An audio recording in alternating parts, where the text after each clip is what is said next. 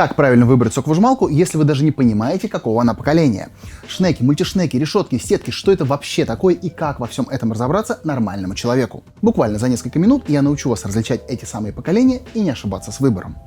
Сейчас 2024, а значит прежде всего нас волнуют те выжималки, которые появились на рынке относительно недавно. За последние пару-тройку лет у Hurom вышло два новых поколения вертикалок, 4 и 5.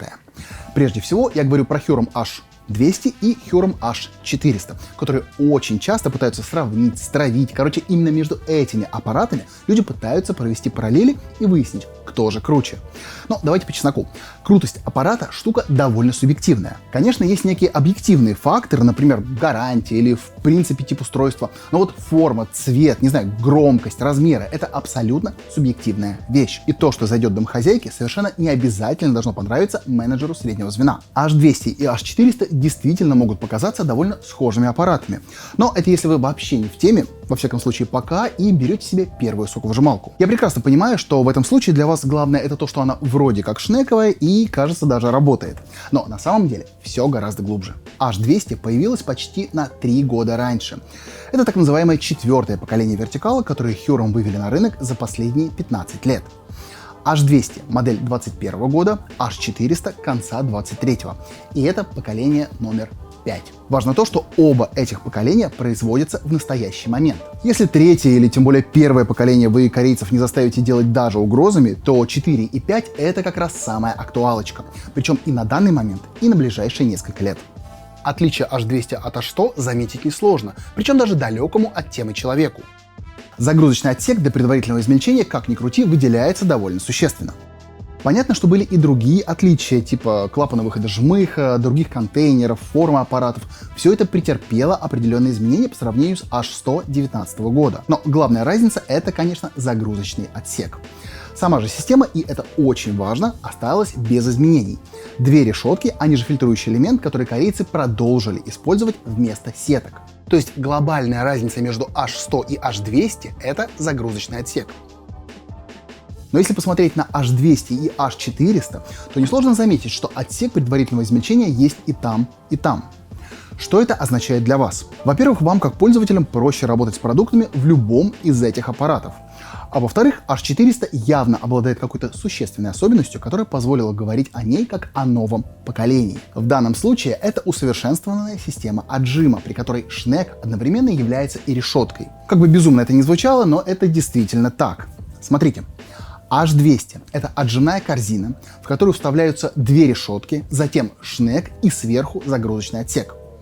H400 — это отжимная корзина, в которую вставляется мультишнек и сверху ставится загрузочный отсек. Таким образом, основная разница между H200 и H400, и этого сразу не заметить, это система отжима. Было шнек решетки, стало мультишнек. У H200 в комплекте идут сразу две решетки для соков с большим и меньшим содержанием мякоти. Плюс вы можете дозаказать насадку для измельчения или замороженных сорбетов. У H400 конструктивно не предусмотрены другие насадки.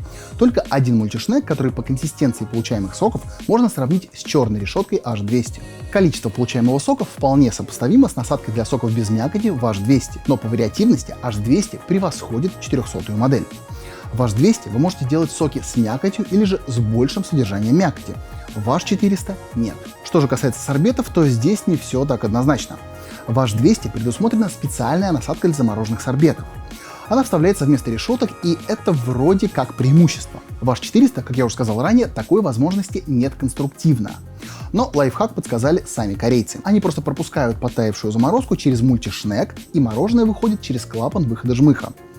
Понятно, что это не совсем профильная задача для H400, но техническая возможность сделать сорбет у вас, тем не менее, имеется. Теперь по поводу непрофильных задач.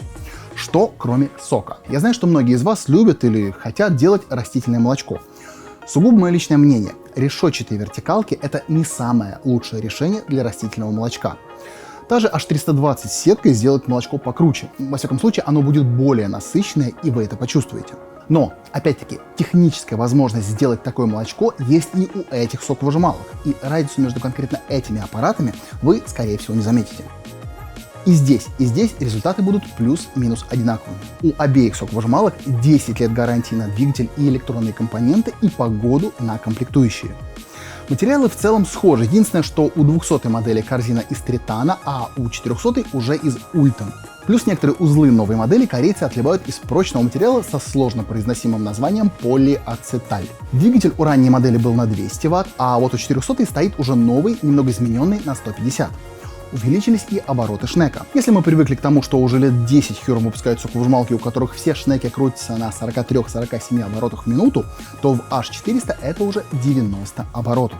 Корейские инженеры решили, что для корректной, синхронной работы загрузочного отсека и мультишнека нужно увеличить обороты почти в 2 раза. И предвосхищая ваши вопросы, да, это все еще медленный шнековый отжим соков. Объем отжимной корзины у H400 побольше, причем почти на стакан сока, и, возможно, для вас это важно. Длина, ширина и высота у них примерно одинаково, но 400 смотрится повыше и чуть уже за счет своей вытянутой формы. Ни для кого не секрет, что соковыжималка должна быть удобной. Удобно собирать, удобно разбирать, удобно отжимать, и мыть тоже должно быть несложно. Иначе вы банально охладеете к отжиму сока, причем довольно быстро. Я не скажу, что разница в сборке и скорости мытья прям колоссальная. Мне попроще с H400, но в любом случае все будет зависеть от вашей сноровки. У H400 меньше деталей, но есть небольшой отсек для определения уровня сока, который тоже надо промывать. Так что, скорее всего, то на то и выйдет. Выводы. Перед вами две примерно равные вертикальные шнековые соковыжималки с дополнительными загрузочными отсеками для измельчения. Обе надежные, с большой гарантией и хорошей производительностью. Обе от Hyorum и обе из Южной Кореи, уточню я на всякий пожарный. С H400 немного проще работать. У нее меньше частей, ее чуть проще помыть. Зато у H200 есть насадка для соков с мякотью. И для кого-то это может иметь решающее значение. H400 – более современный аппарат 5-го поколения, у которого система отжима теперь представляет некий гибрид между шнеком и решетками 4-го поколения. Они обе отлично справляются с большей частью ингредиентов, и их можно смело порекомендовать для отжима овощей, фруктов, зелени и корнеплодов. Разницу в отжиме вы, скорее всего, не заметите. Растительное молочко и сорбеты из замороженных ягод и фруктов тоже допускаются. Причем у H200 для этого предусмотрена специальная насадка. У H400 корейский лайфхак. Какой аппарат выбрать, решать будете вы. Что для вас важно? Больше объем отжимной корзины? Меньше деталей? Размеры соковыжималки или ее цвет? Если вам нужна помощь, мы обязательно вас проконсультируем, но уже в индивидуальном порядке, по вашим уникальным запросам. В описании этого ролика есть наши контакты. Пока!